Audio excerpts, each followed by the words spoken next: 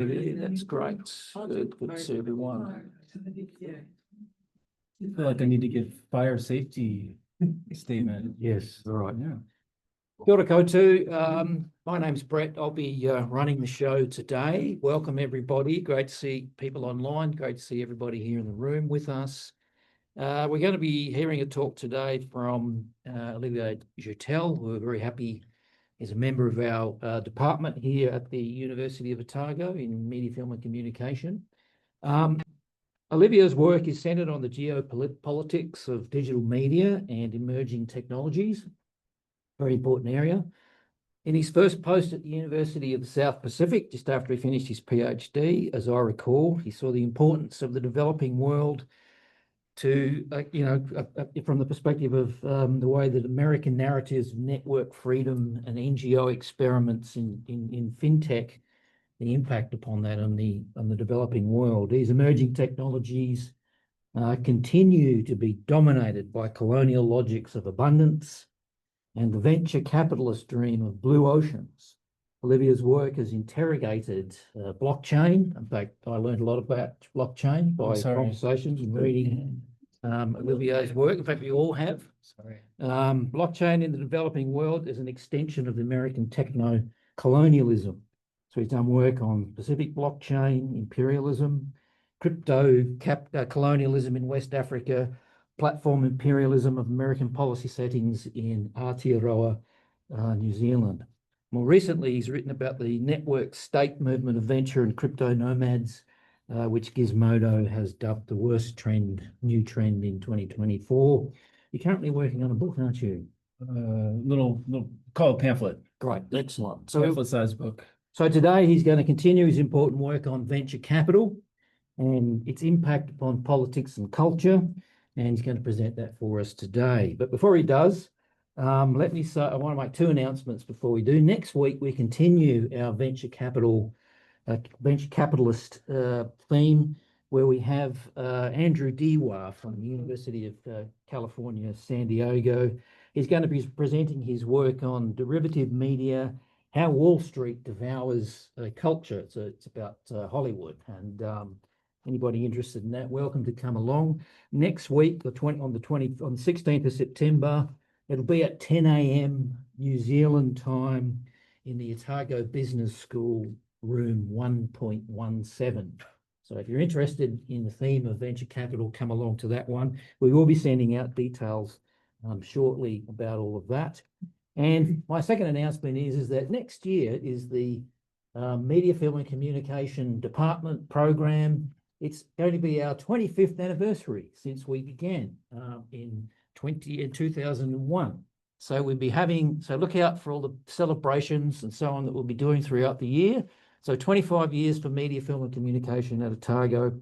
We were actually the first communication department in New Zealand, as it turns out.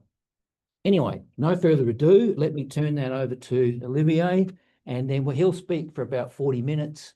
And then after that, we've got plenty of time for questions, so we'll take questions after that for about 20 or so minutes after that. Go for it, Olivier.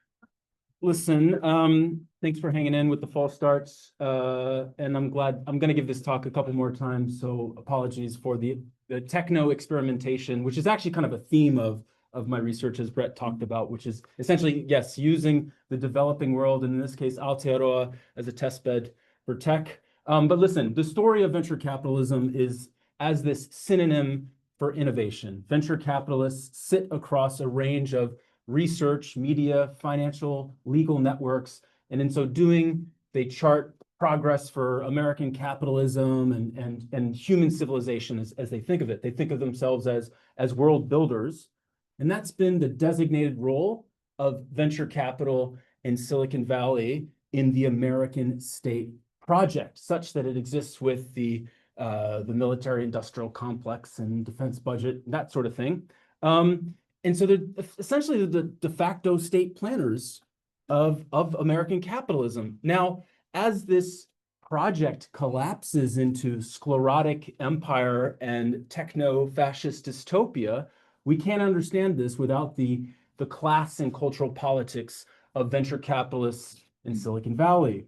So VCs and crypto bros and founders are at the heights of state power. They're a central part of Trump's revanchist politics, and they've been enlisted in not just culture war, but the sort of civilizational AI arms race. So my work in approaching a critical theory of venture capital is in tracing the kinds of structural and financial imperatives that creates this degeneration that we're currently experiencing.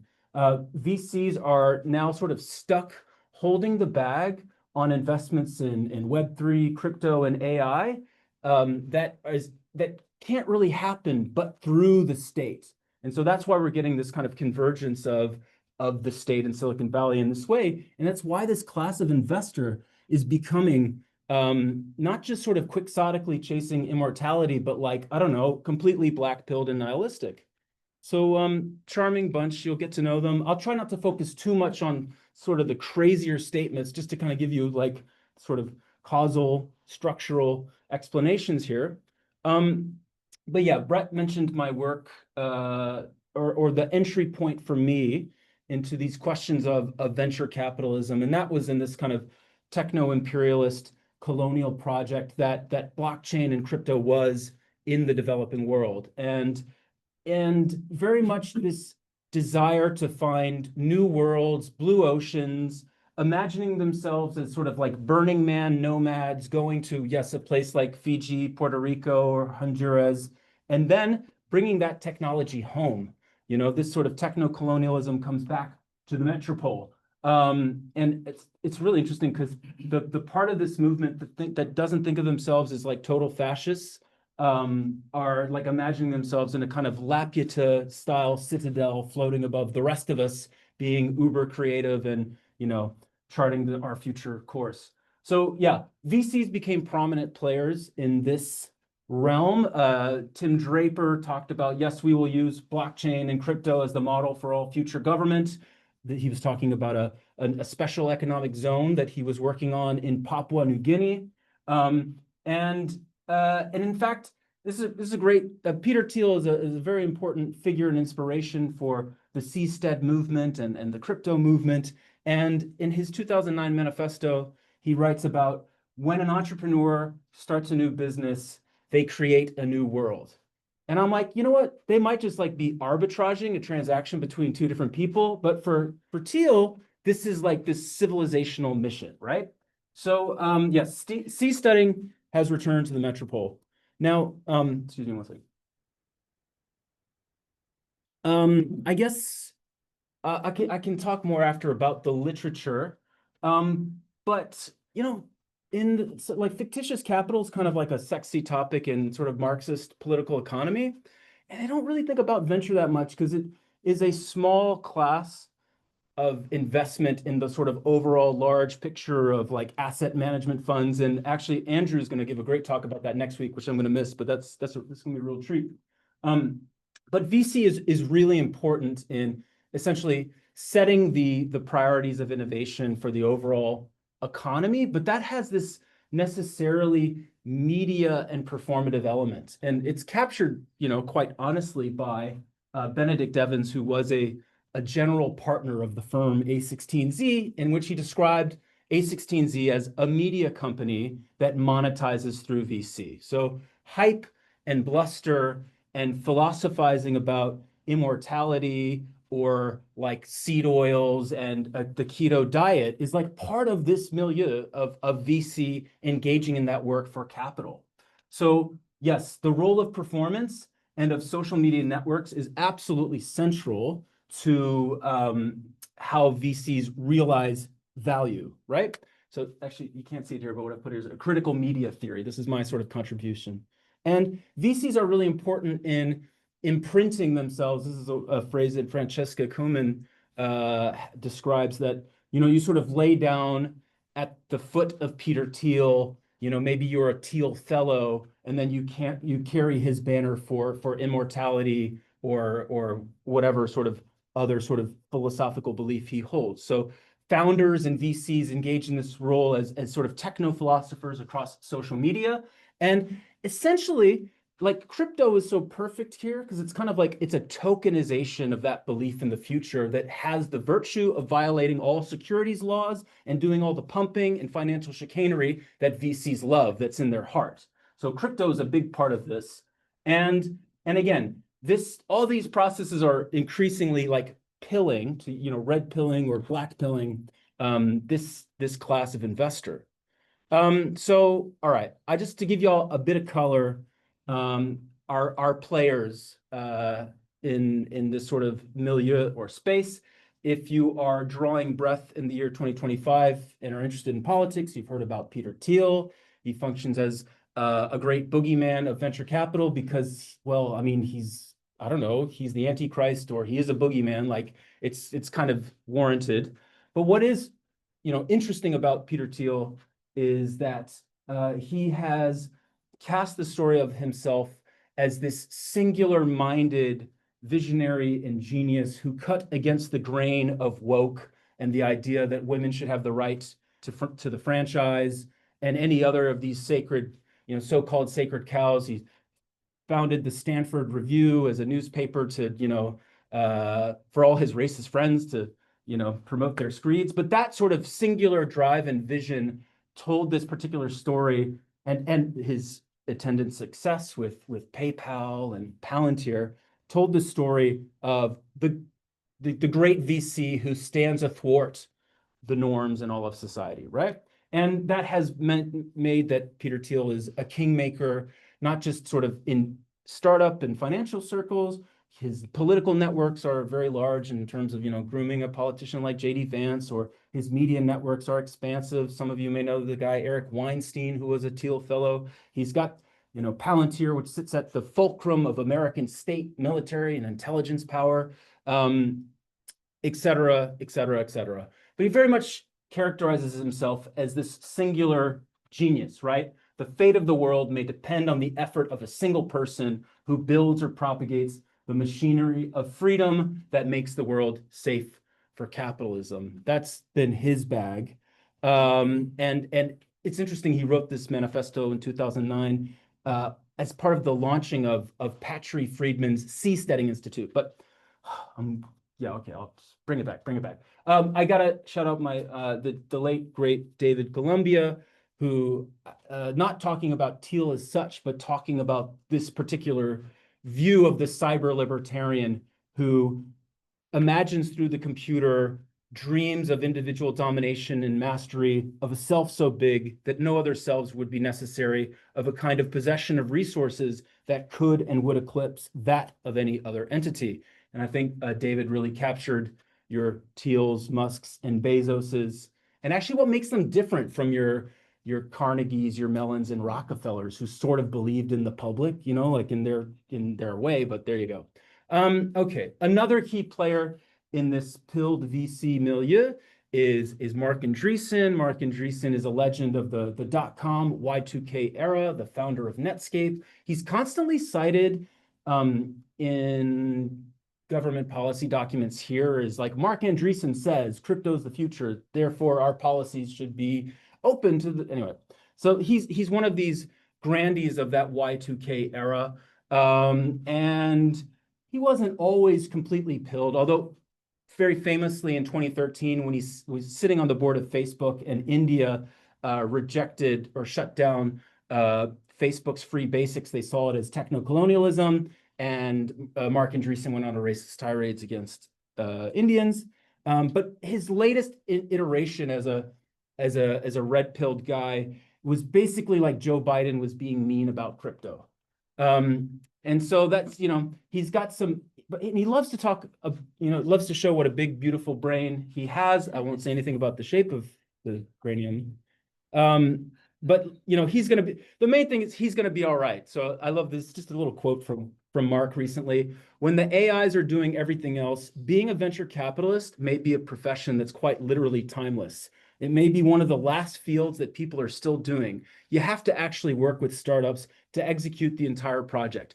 That's an art. That's not science. That's art. There's an intangibility to it. There's a taste aspect. Okay. All right. Some of our other players. I've spent a lot of time reading Balaji Srinivasan. Balaji very famously, and Balaji's a former Stanford computer science lecturer who went on to found a few companies. He was the chief technology officer for Coinbase, the big American cryptocurrency platform and exchange. In 2013, he gave this very famous speech at Y Combinator, which is the startup accelerator, about Silicon Valley's ultimate exit. And he's like, we're going to show them what a world run by Silicon Valley looks like. We are putting a horse's head in all their beds, and we are becoming stronger than all of them combined. And here he's talking about media, academia, woke, all that stuff. And I'm honestly telling you, Balaji is probably the biggest thinker of the lot of tech philosophers that we will look at. I'm not even joking.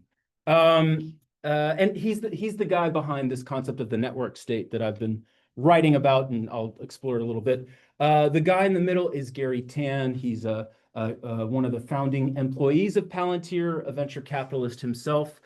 He's the current head of Y Combinator, which again is this vaunted. Sam Altman was the previous head of Y Combinator, right? It's this vaunted space for startups and VCs. And Gary Tan is a partisan of the network state movement. He is part of the right-wing backlash against sort of liberal progressives in San Francisco government. Very famously, he went on a drunk Twitter tirade and was quoting Tupac at the San Francisco city councilors, among the epithets, "Die slow, motherfuckers." He's a liberal. He's a Democrat. So when you hear abundance Democrat, that's Gary Tan. So, there's a sort of range in the VC network, but the politics is just it's not even aesthetically different. I don't even know. And then Joe Lonsdale, one of the co-founders of Palantir, I'll get back to him. Okay, so I guess one of the important ways of thinking about this vis-a-vis capital as such is thinking about venture capital as networks of private equity and finance, of human capital, of research and technology, of access to lawyers and tech press, all within the sort of dense geographic clustering of, yes, Palo Alto, San Francisco, San Mateo, et cetera. And in fact, they talk about this clustering effect as a network effect, as the bringing together of the best, like Ubermenschian minds to create the diamonds of technology, right? And so what the role that VC occupies within the larger productive economy, if you will, is essentially setting the innovations, or setting the priorities for innovation, and whether that is in biotech or AI or software as a service or crypto, that is something that essentially VC is the R&D that used to happen in-house happening out in this space. And the key thing to think about a VC network is that while venture capitalists make money in a startup going public or being acquired, they like to talk about successful startups. So startups that very valiantly burnt through their cash, but showed the way for where there's blue ocean or frontier technology, or Or venture capitalists manage bankruptcy within their networks and sort of cut up the pieces of, yes, of teams of highly talented labor and IP into the next thing. So that's, the failures are of themselves not always failures. And the key thing also is that they are dense networks and they refer to themselves as tribes. Peter Thiel very famously in his book, talked about you should run your startup like a cult.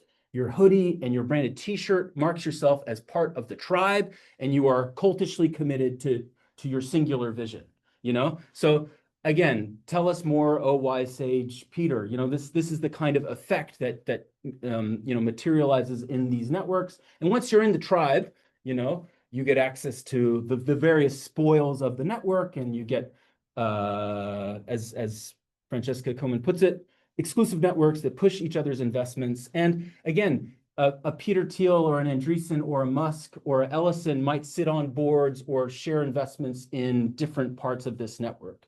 And I've mentioned the sort of gravitational pull of Palo Alto. Look, just because it's been in the news this week, one of the elements of, I suppose, the media aspects of these VC networks is Bari Weiss has like a glorified Substack or blog called The Free Press that's being acquired by Larry Ellison's son at Paramount, which will then, Bari Weiss is going to be running CBS News. If you know anything about American politics, she's, well, look, I guess she sits very much in the Eric Weinstein, Joe Rogan intellectual dark web space and is a really, really ardent Zionist Hasbarist. She's also been given her own clown college, the University of Austin. And that marble bust of her was donated to the clown college by Joe Lonsdale of Palantir. So again, just to give you a sense of like, VC networks thinking very broad.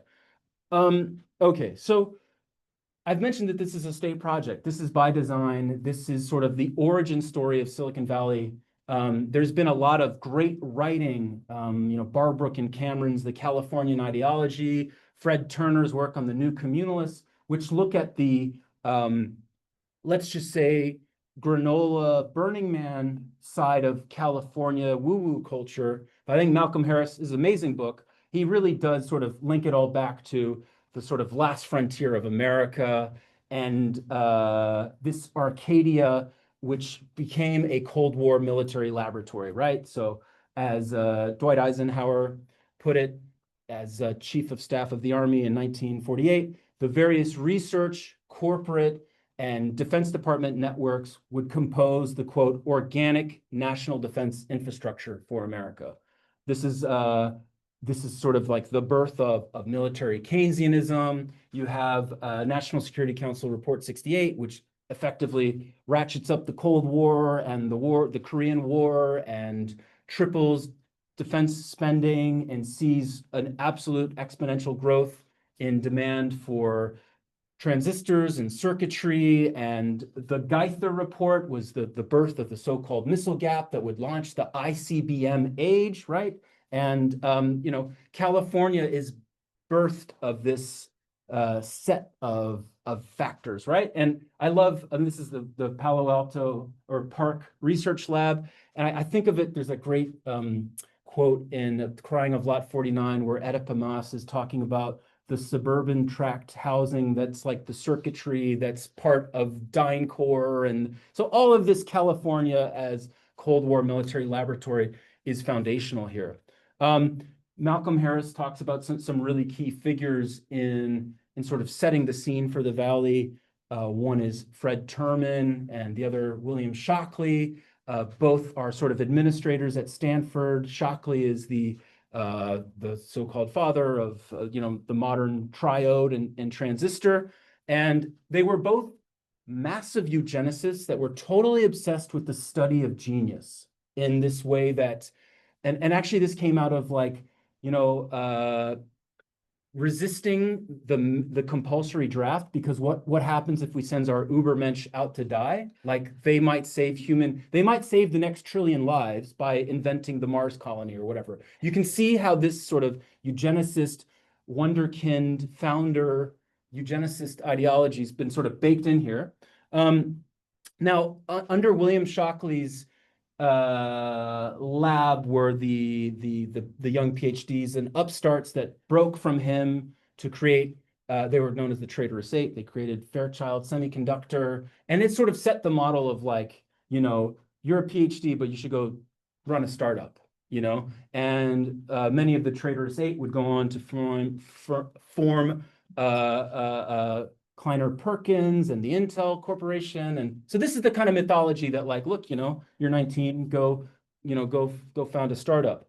So in this space, like Palo Alto, the campus, the research complexes, the mythology of the garage project sort of sets in the kind of mystique of who the founder and VC are. Now, the first VC firm, and are Draper, Gaither, and Andreessen. Now, I've mentioned Gaither already. These are, I don't know, these are like, I don't know, the deep state wasps. I have no other way of describing it, right? Like William H. Draper Jr. was a two-star military general, an investment banker who was very close with Prescott Bush, whose kids were all Yale Skull and Bones and campaign chair peoples for the Bushes, who has similar ties to Nazi industrialists, who was the head of the occupation, or he was charged with German industry in the post-war occupation of Germany. He's the US's first US ambassador to NATO.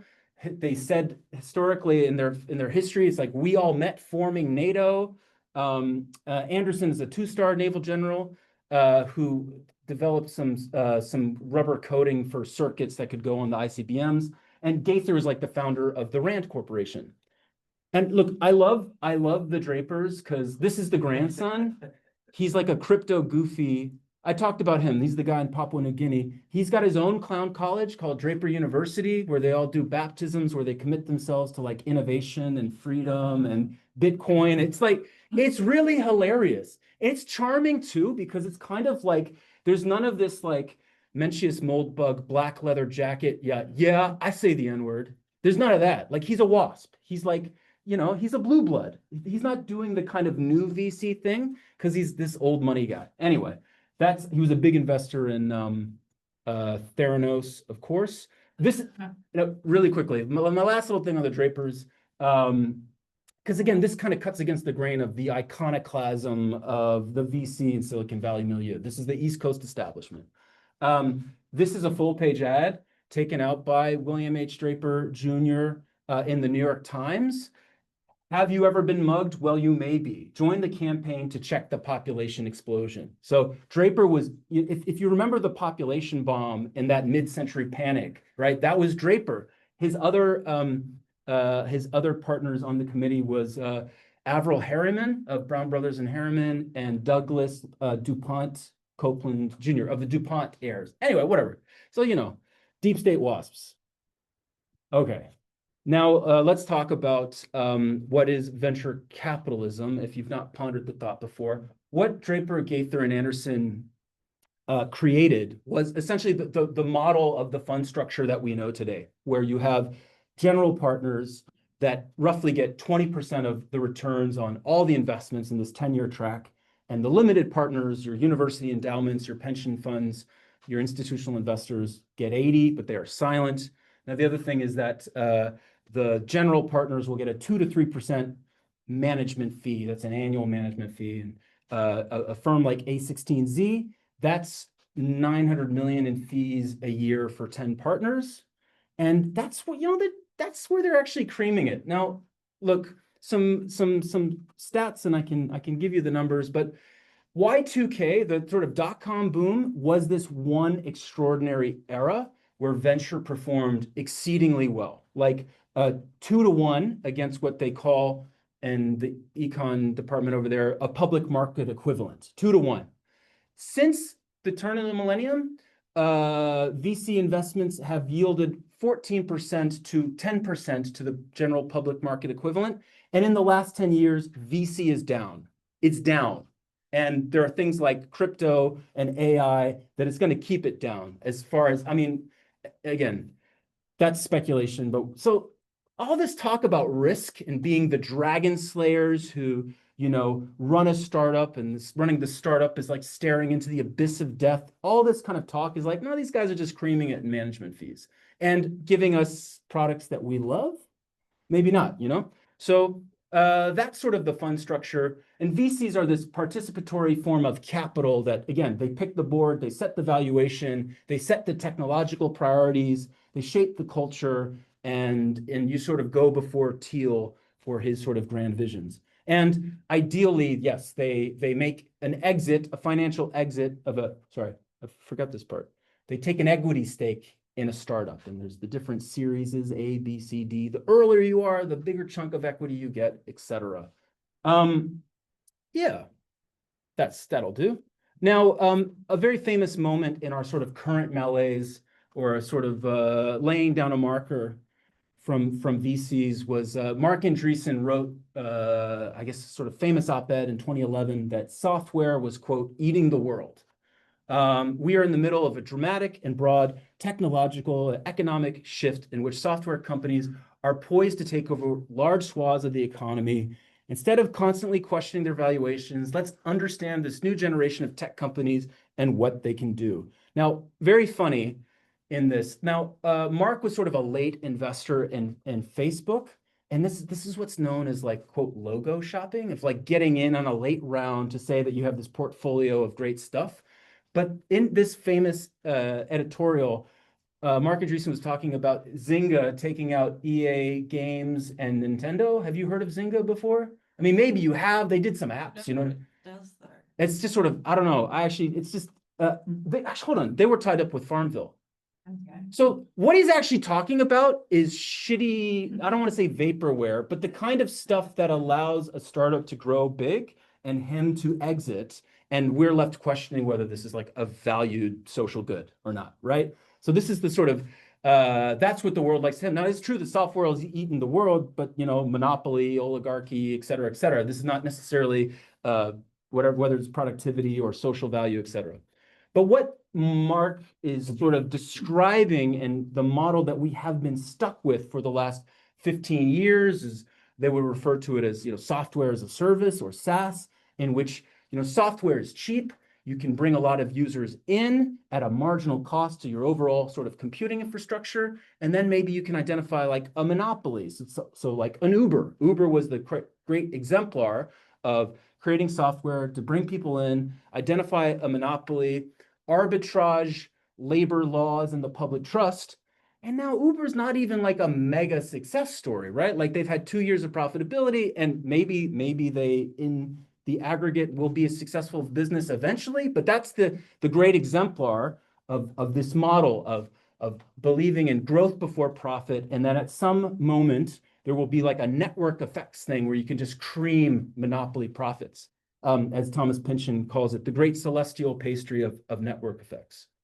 And so Hilary Allen talks about this is manifest sort of natural occurring Ponzi schemes in the startup space. Peter Lee's talked about a herd dynamics within Silicon Valley, that this is not actually great innovation. It's just like attracting like for similar types of models. And we're sort of stuck in what Jathan Sadowski calls innovation realism. We can't imagine any other way here. And they talk about AI as the last invention because they need it to be, because they have no ideas, right? So this is innovation realism. And this thing about network effects where you bring people in and it lowers the costs, like AI does the opposite. Like AI's got no revenue, no business model.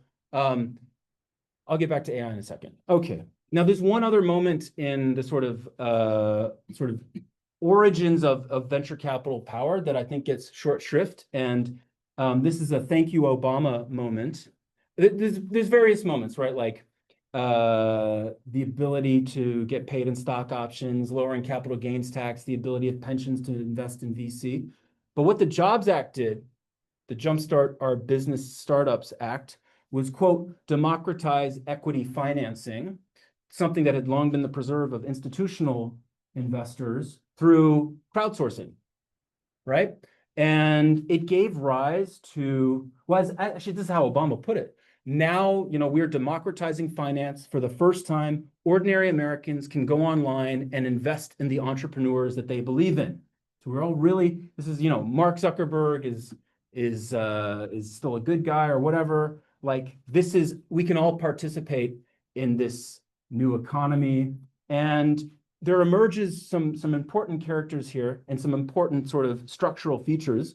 Naval Ravikant is the founder of AngelList. And so the angels are sort of below VCs, but they are sort of pitched at your everyday sort of mom and pop investors in this new space. And Naval is like a mythic guru figure for this era of investing. And he's revered, his tweets are treated like, I don't know, like canonical. It's very weird. And I like to say that Gary Vee is basically doing the same thing. My students know Gary Vee. He's a shitty hustle bro, scam merchant, but he's demonstrating the same sort of logics of how you can use social networks to kind of pump valuations and create belief at a much lower tier of investment. So there's a bunch of things going on. Obviously, interest rates are like zero, so there's lots of money being pumped into venture, into startups. And crypto and the blockchain are emerging. And the thing about crypto and blockchain is they don't work for their stated purpose, but they do kind of create they make us venture capitalists in miniature. They help us sort of understand leverage, equity investing, pumping, and buying tokens in our sense that like this Web3 project is the future. So we become like venture capitalists in this way. And I think AI is kind of similar in that it won't do the thing that it would need to do to be a good enterprise tool or to boost productivity, but it will change us much in the way that this moment sort of made us venture capitalists in miniature.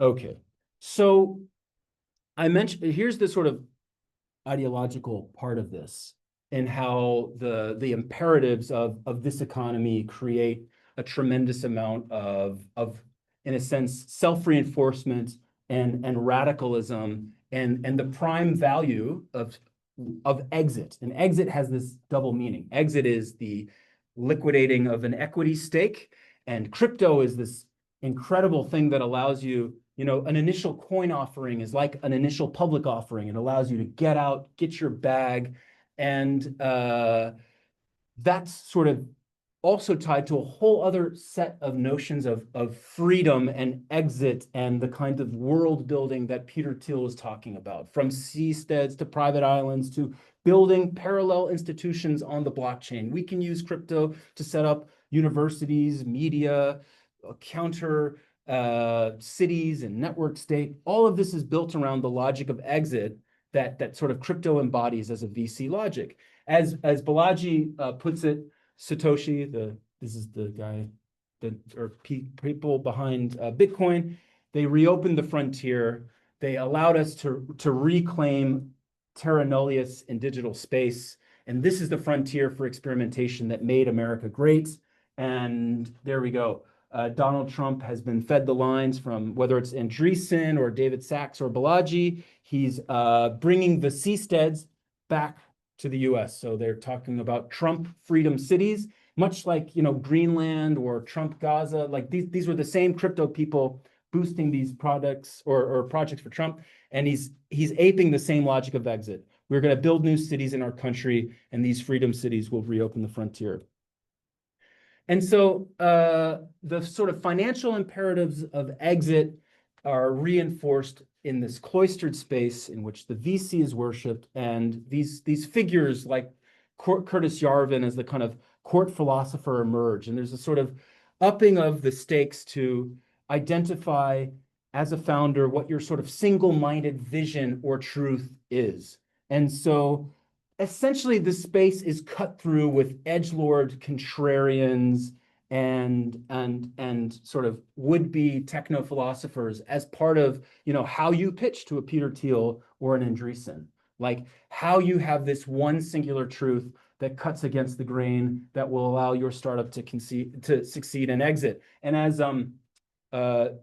Peter Thiel hanger-on Michael Gibson calls it, he says that Peter asks you to figure out what truth you believe in more than anything. And for me, that truth is an unbridled belief in child labor. right? So like this, just this one-upsmanship all the time of, oh, you like child labor, but I think that husbands should be chained to the stove. Whatever, just you name it. This is the space where you're riffing in this kind of edgelord contrarianism, and it's what our friend Marc Howard put as like a contrarianism that is a negative mimesis, a logic of dissent that functions parasitically on collective belief, creating value just specifically for the purpose of capturing it. There's no sort of higher order principle in philosophizing. And I can't overstate this enough that these are autodidacts that do not read.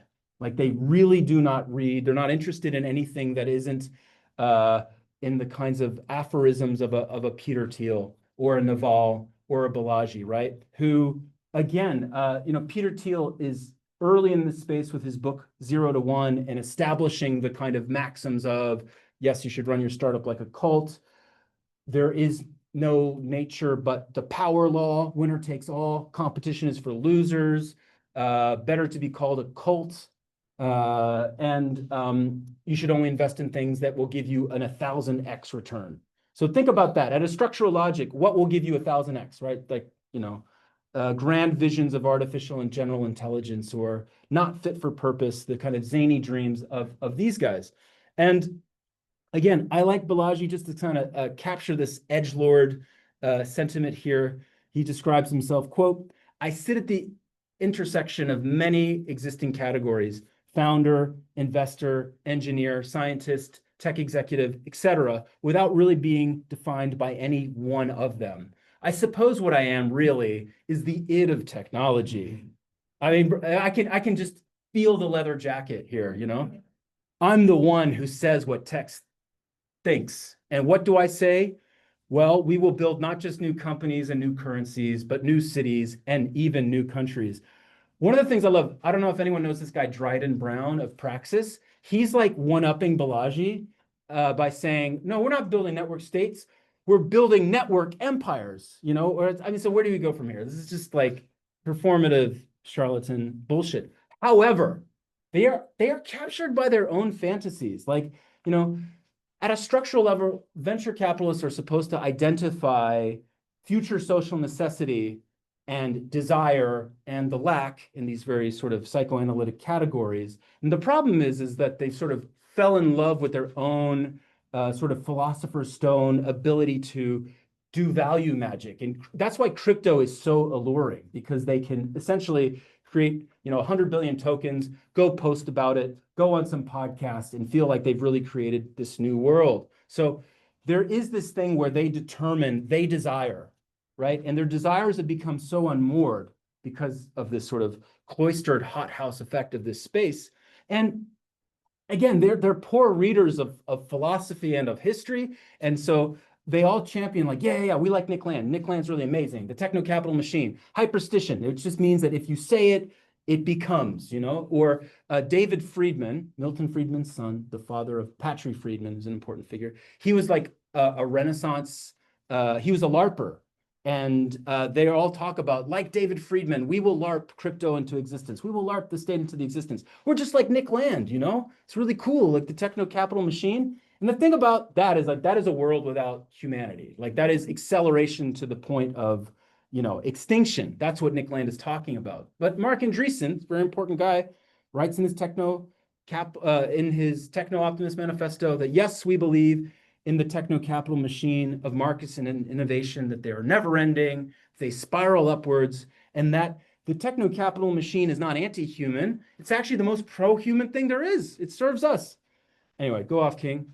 And then the other part of this is the effective there's a whole substrate of weirdos, but the effective accelerationists are the ones that are just like, burn all the hydrocarbons. That hydrocarbons and techno-acceleration is putting us up the Kardashev scale of human civilization, so it's good. And that's actually like this undergirding cybernetic nature of the universe. The more hydrocarbons and rockets we launch, the more we're realizing a thing. So, I mean, this is deeply black-pilled stuff. And so it's part of a deadlock, as I'd put it, right? That the last 10 years in VC investing haven't been great. There are bags that need to be cashed. There's exit liquidity that needs to be generated. And like all good libertarians, that means exiting through the state. That's what this current project is, right? So, the Doge project is Palantir or any other sort of myriad sort of spinoffs within that network. The last electoral cycle, the cryptocurrency super PAC Fair Shake was the biggest spender. This upcoming, the AI super PAC Leading the Future will be the biggest, and Marc Andreessen's there. You have the Genius Act, which I was watching something yesterday and I saw Solana on the stock tickers. Solana is like the shitcoin, like fascist. I saw that on the stock ticker. It's sort of, I had a moment there. So this is the kind of brute strengthening of the state to get exit liquidity for crypto, for AI. David Sachs is their guy. World Liberty Financial is the Trump project that's ringing bells at the NASDAQ. And the current U.S. Treasury Secretary is talking about that crypto and stable coins are actually going to be part of like the strategy of U.S. dollar hegemony. I mean, this is all TBC and contradictory and hard to predict because of what a giant mess this all is. But yeah, I guess that is part of this crisis of this moment of this particular milieu. So yeah, the U.S. state-backed VC system is accelerating multiple political crises, political, civil, economic, environmental, etc. I think, I suppose what my contributions here are thinking about the metrics of success for VC networks as more than just IPOs and mergers, the ability of social media to popularize thinking like a VC has had really profound effects. And the sort of the rise of this black pill or red pill nihilism comes from the structural factors in this milieu. And so where do we go? How do we redesign a system for technological innovation? I don't know, but I'll leave it there. Yeah.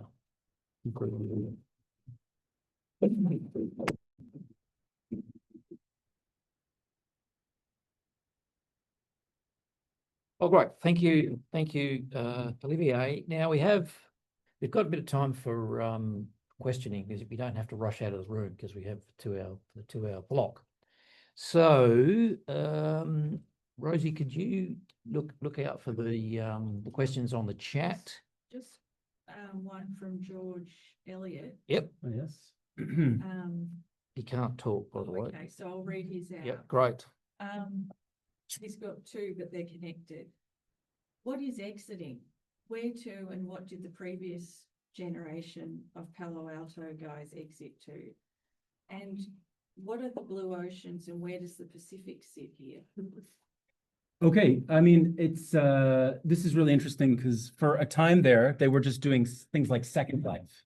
That was what was so interesting about like Web3 was like, oh yeah, this is just sort of like Second Life and it's sort of nerd fantasy. Well, look, there's been a lot written about California as that westernmost point at which the frontier ends, and again, for Thiel in 2009, for a time that was seasteading, and then it was sort of island hopping, and then sort of Airbnb, sort of digital nomad stuff.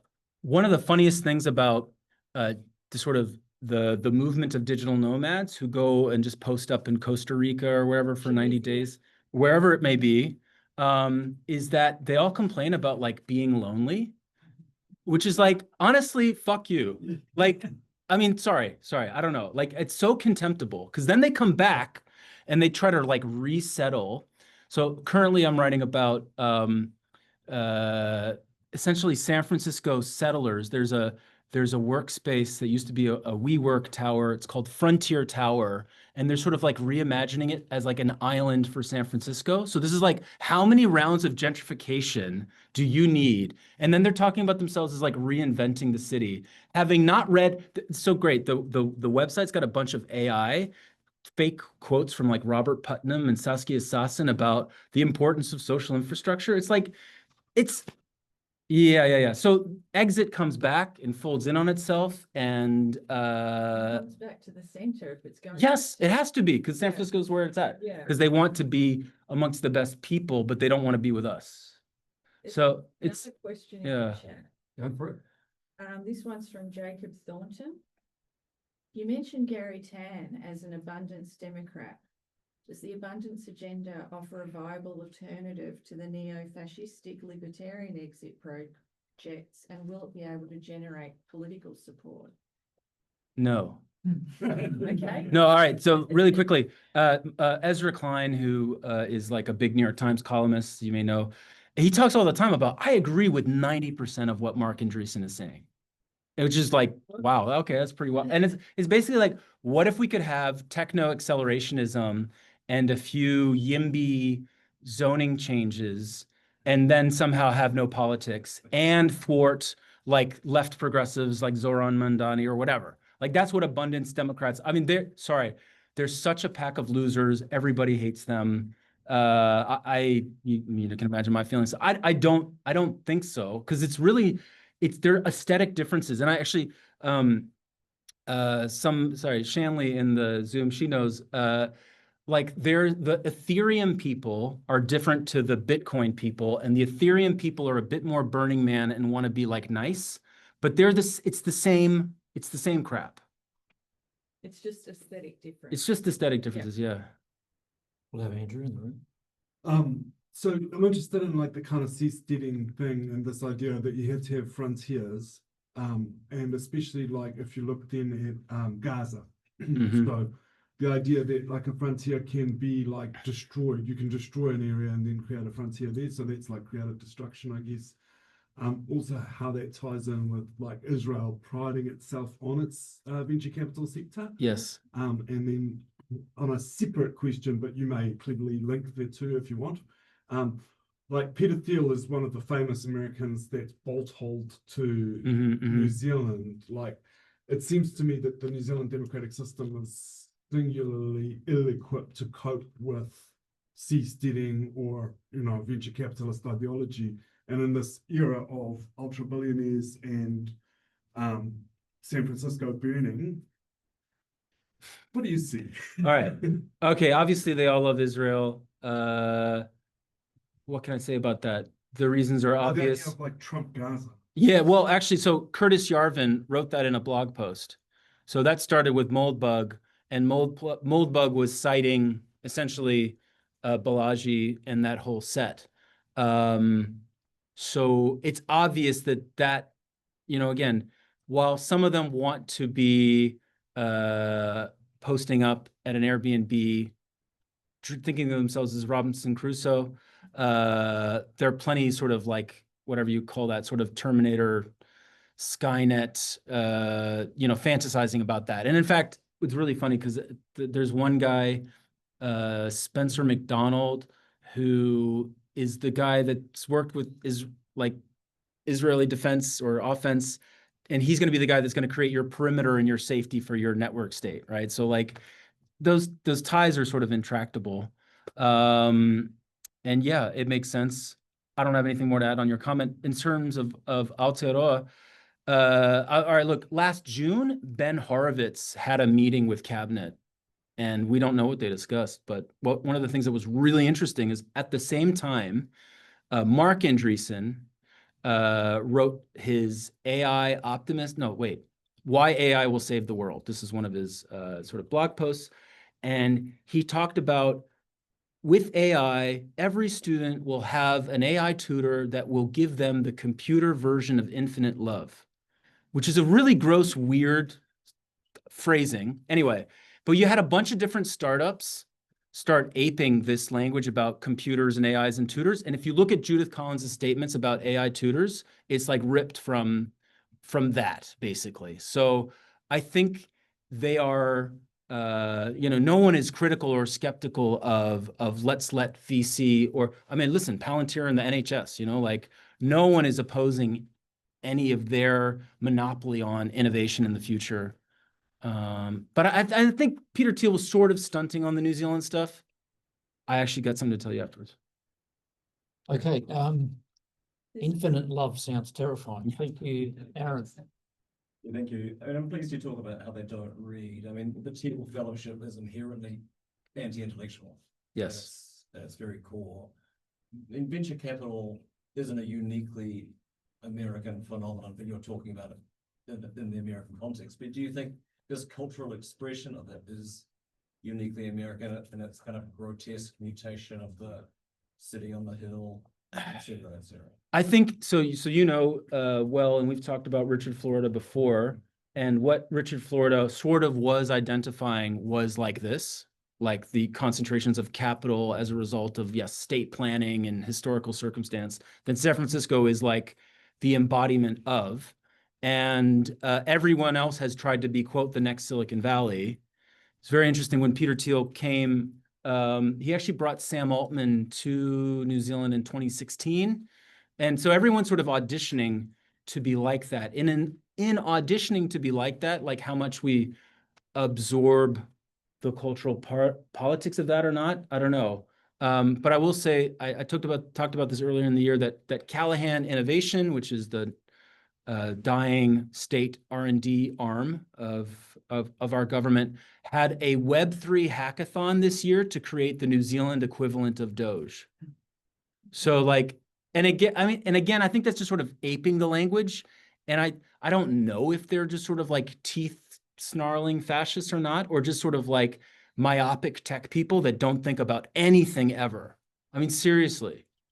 Yeah. It's really striking, the colonial metaphors that Yeah, they can't stop. frontier metaphor, I think, is really kind of interesting. They can't stop talking about it. Yeah. You're saying that they're using state mechanisms to exit. Is that exit from VC or is that exit from bad investments into new ones? Okay. So yes, the ability to go public, to deal with an investment bank, to do a public stock offering, that mechanism has gotten a lot easier progressively as part of sort of like deregulation and hyper-financialization.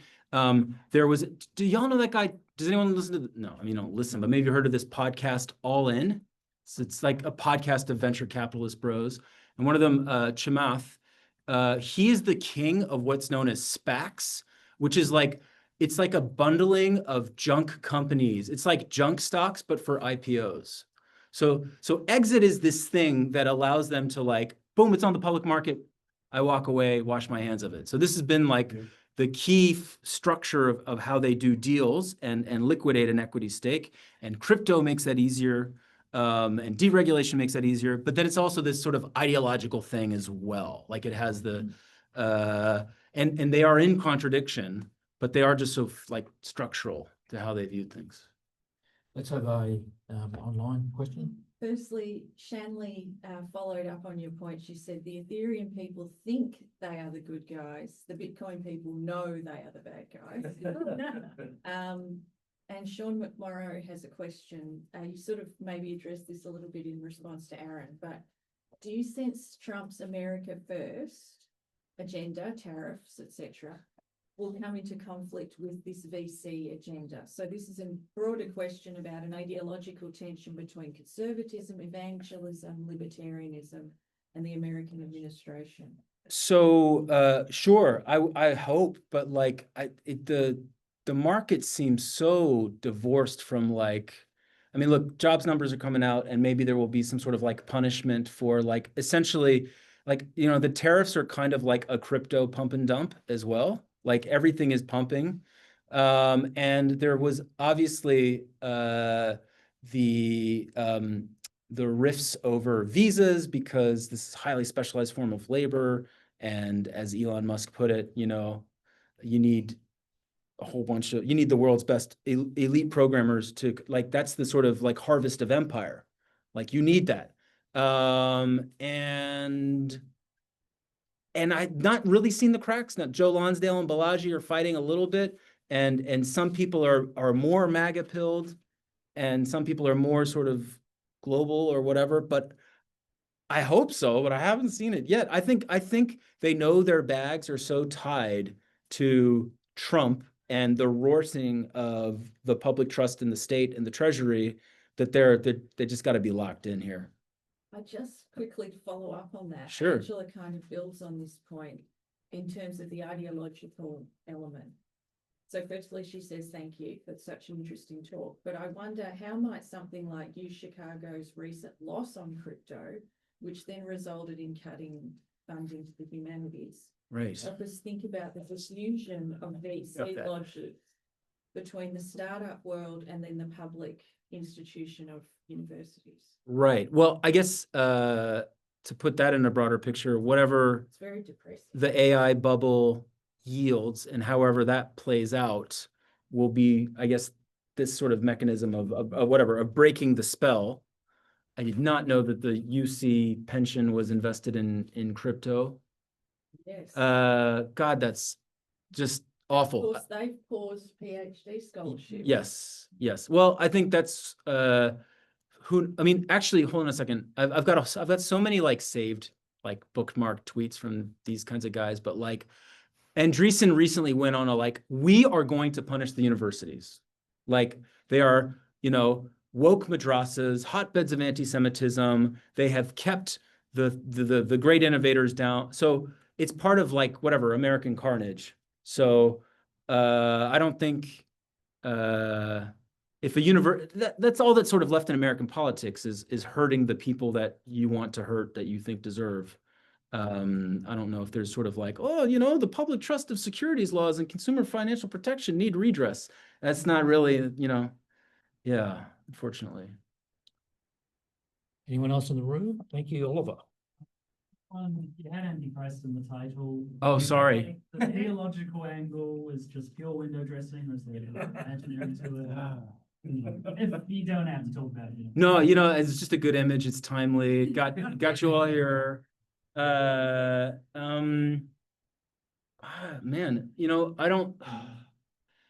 It's weird because he doesn't write very well about anything, but particularly not that stuff.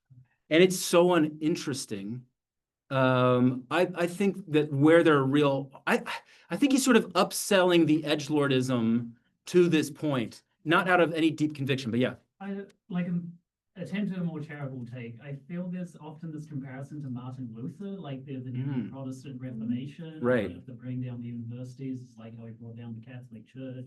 100 years ago. And Martin Luther just produced statological leaflets, but it worked Yes. for him, so Yeah. it worked for us. The original poster. Yeah, it's more just about how he becomes like whatever this deity that this space needs to make sense of it all. Because I think I'm really I wrote about this last year. Malcolm Gladwell recently said, I hold ideas very shallowly or something like that, and you should too. And I think, yeah, I know the guy writes books for a living. And They're very shallow books. Yeah, or no, he said I hold ideas loosely, but loosely. But I think that is sort of like that's this whole space. Like nobody like if there were time, there's a clip of like this AI tutor startup that's funded by Marc and Balaji, and the guy's trying to do the we will cancel every woke teacher thing, but his heart is not in it. Like he's got no riz or none of but like. So that's the sort of problem. Yeah, I don't know. Yeah, we've got plenty of time. We're on the hour. If you have to leave, that's fine. We've got plenty of time. So you can shoot off now if you really need to. I'll give you like 30 seconds to get out so that not disrupting. I'll send you a message. If anybody needs to leave, we're going to stay for question time we still have plenty of time. I have no more smart things to say. Can I just ask, I'm going to ask one because we've got our students are here. So it's great to see our postgraduate students here. So could you tell us something before we move on to the next section of questions? Could you tell us something about your approach? Oh, you did say something about critical media theory. All right. So I'm wondering how you do it. You provide a really interesting sort of you sketch the characters involved in the story. Yes. You talk a little bit about the structure of venture capital with relation to government legislation and so on. So yeah, right. Here I am cracking up against the rocks of methodology. So my question to you is, what are you doing? Right. So I guess there is a certain part of this where, you know, like you read Cedric Durand and a bunch of like, you know, serious Marxist political economists. And then this is actually the way I actually have a slide here about the literature. It's quite scattered between critical finance and legal studies and political economy.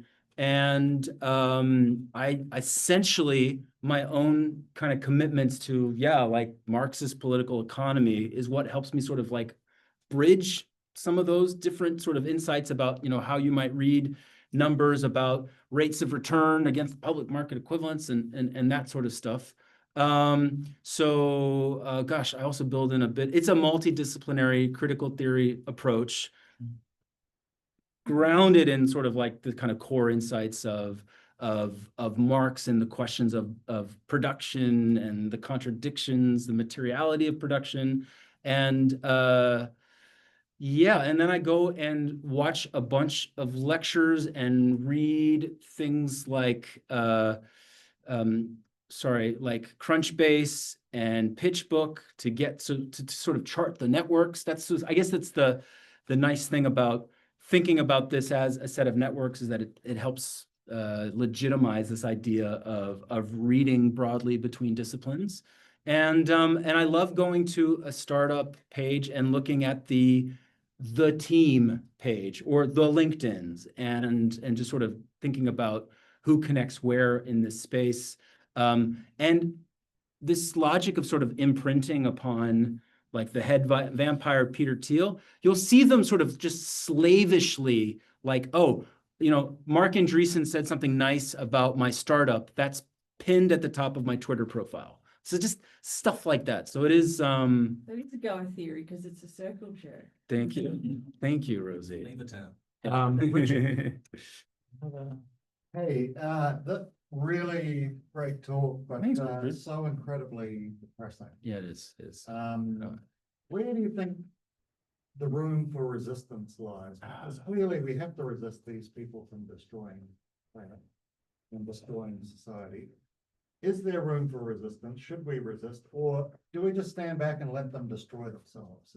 Are they going to destroy themselves? Well, this was so horrible is that like for years, like crypto has been such a goddamn joke of no utility, no stability, and they just legislated their future bailout at the threat of the rest of the sort of like, you know, investor economy, which there you go. Been pulling my hair out about this for a while. No, I'm not in the good news business, Richard. I don't know. There are wonderful people in San Francisco who are engaged in local politics, who there are actually sort of good people in tech. We've seen this with Microsoft on the genocide question.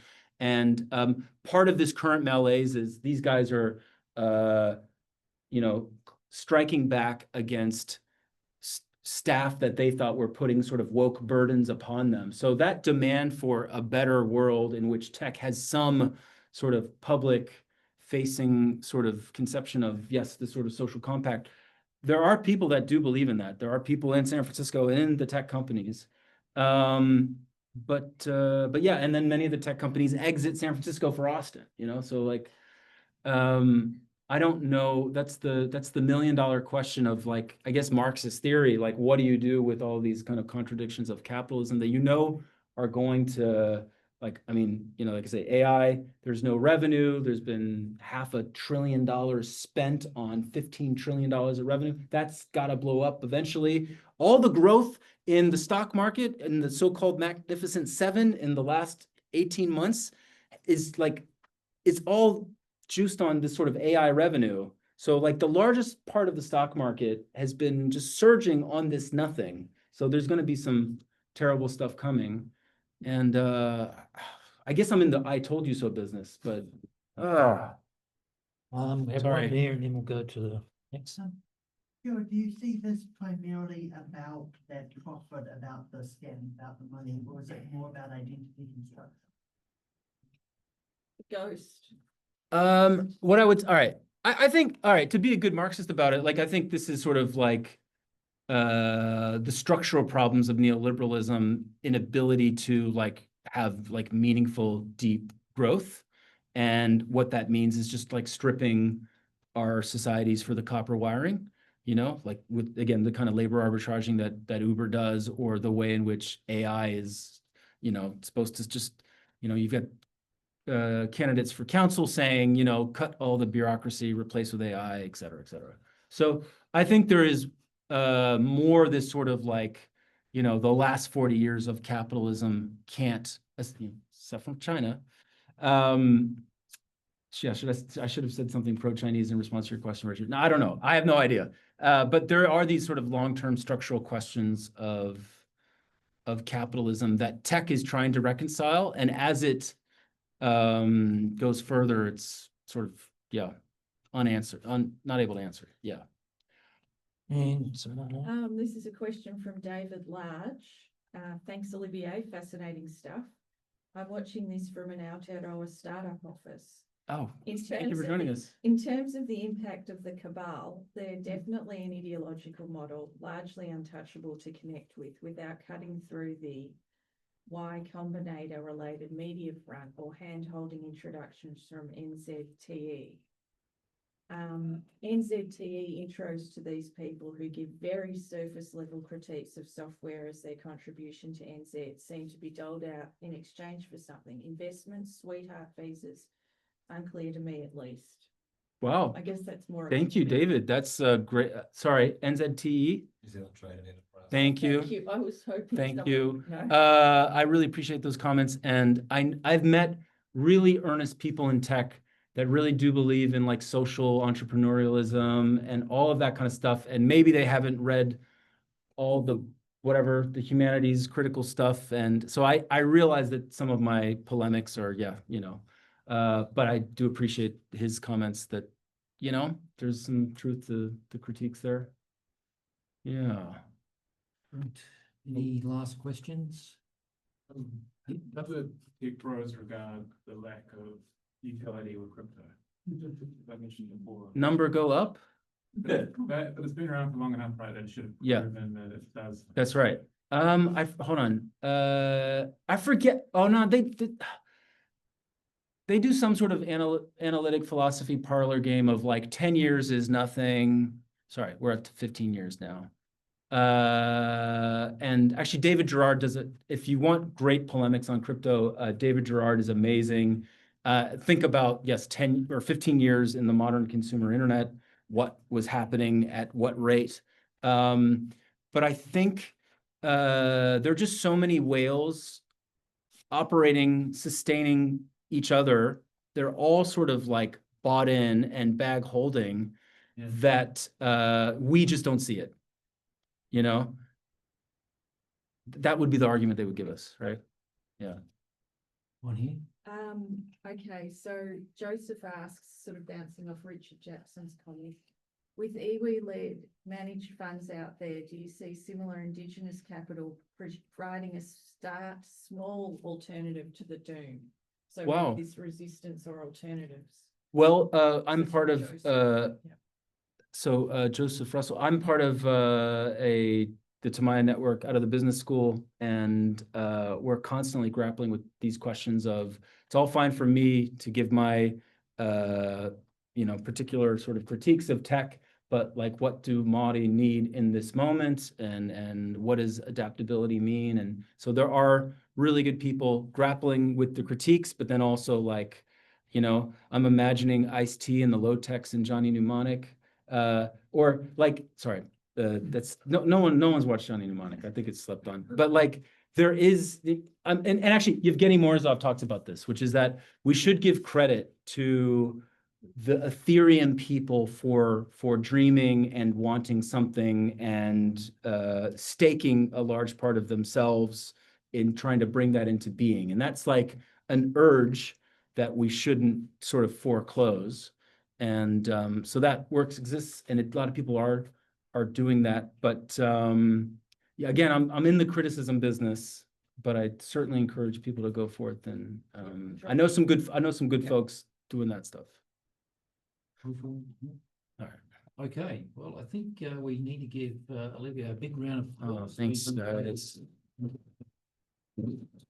Thank you, everybody. Don't forget next week, 10 a.m. Tiger Business School Room 1.11 or 1.17. We're going to be in Andrew DeWar talking about Hollywood and venture capital.